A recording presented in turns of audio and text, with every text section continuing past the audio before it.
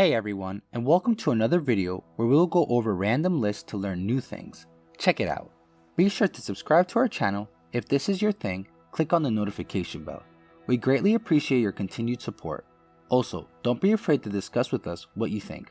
Comment down below and like and share the video. Thank you, let's begin. How to survive common disasters. It's not every day that life-threatening events come at us, but when they do, it's better to be prepared with the right knowledge than be sorry. Number 1. Surviving elevator car plunge. Being alone in the elevator is eerie enough. Add in the thought of falling through the entire shaft, crashing down to the cold, hard basement floor is what nightmares are made of. If that happens to you, the first thing you need to do is to lie flat on the ground. That is the safest position inside the elevator car if this happens to crash. Once you're on the floor, wrap your arms to the front and back of your head to protect the most important parts in the given impact. This will serve as an absorber and will keep you safe from bigger injuries if you protect yourself standing up or sitting down. Number 2. Surviving getting locked inside the car trunk. If you happen to be locked inside the trunk, you have to look for the taillights wiring and to cut one of those wires. This is the time when it's practically handy to have a swift knife with you at all times. If you don't have a swift knife, search anywhere within your reach for anything you can cut wires. Once the wiring is cut, you can then intermittently flicker the taillights in order to call anyone's attention so they can help you get out of that trunk. Number 3. Surviving a stampede. Keeping calm is never a wrong idea in a state of panic. If you are by yourself, your number 1 priority is to protect yourself and resist getting trampled over. Keep your arms close to your side like boxers do when protecting their ribs and important organs within their torso. This way you can prevent injuries that are sure to develop during panicky times like stampedes. If you have kids with you, carry the smallest one onto your shoulders and always keep the kids or other family members walking ahead of you so that you would never lose them from your sight. Get everyone to where the crowds aren't for everyone's safety. Be calm but alert. Number 4. Surviving a tornado. Tornadoes are severely damaging natural disasters that take place many times a year. If you happen to live in a place that is about to be ransacked by a powerful tornado, you have to stay calm, not worry about anything else but the people's safety. Rush to the bathtub with all the pillows in the house to protect from getting showered by debris. Use a cloth to prevent inhalation of dust. If you do not have a bathtub, you can go to the closet. Any place in the house that has many walls is good enough. Number 5. Surviving a house fire. If heaven forbid the house you are in is on fire, the number 1 thing to keep in mind is to avoid inhaling smoke. Smoke is toxic and may leave you unconscious within seconds. Crawl as close to the ground as possible to be able to breathe in air. Cover your nose and mouth with a cloth and make your way through the fire exit. Never bust open doors as they will only bring in more oxygen, igniting the house fire further. When in doubt, be at a place where firefighters can have easy access to your location to rescue you. Number 6. Surviving a lightning storm. If you and your friends are out in the open when a lightning storm struck, simply squat down with your head between your knees and hands covering the ears. Distance yourself from tall objects that are likely to be struck by lightning. You and your friends should spread out until the storm clears.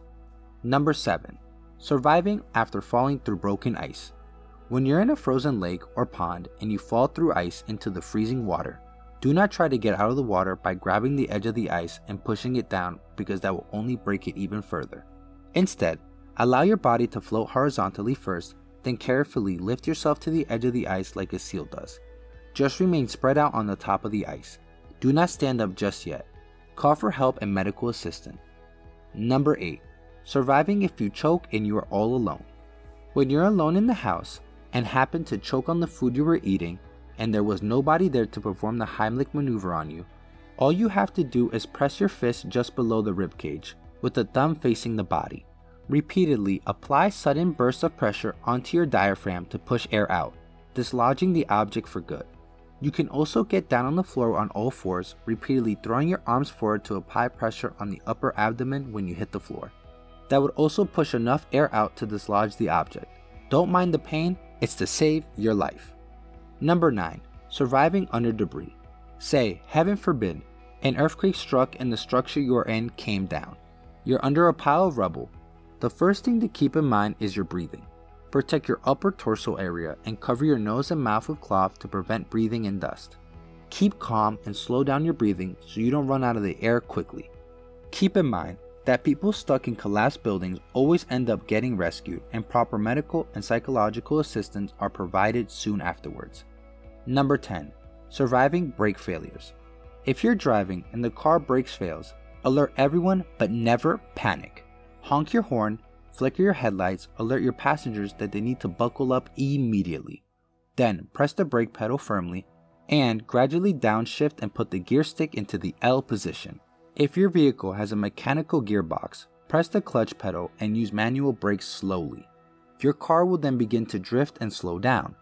To help in this process, you can also change lanes turning from left to right until you have slowed down enough. Number 11. Surviving a whirlpool. Keep in mind that whirlpools are short-lived and your chances of surviving are bigger when you don't fight its current. What you ought to do is to use the whirlpool's own currents to propel you away to safety.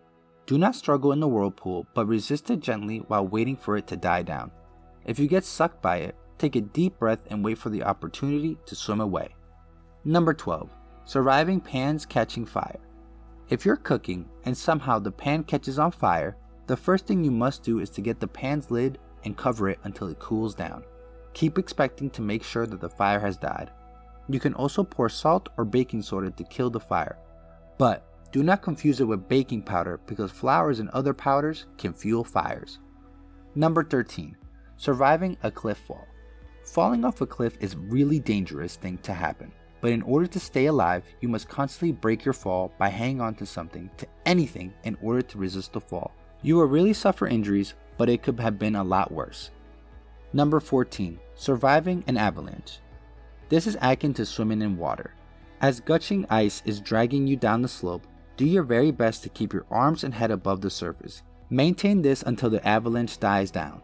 Call for help if possible and stay in areas where you can easily be seen by rescuers. Number 15. Surviving quicksand. Say you're trekking through a rainforest and got stuck in quicksand. Your number one goal is to keep your arms and head above the surface. Hang on to the branches or anything that resists sinking. Then, using swimming motions such as wiggling your feet to create surface area. Then, when lifting yourself up is easy, you can carefully get yourself out of quicksand. Lastly, 16.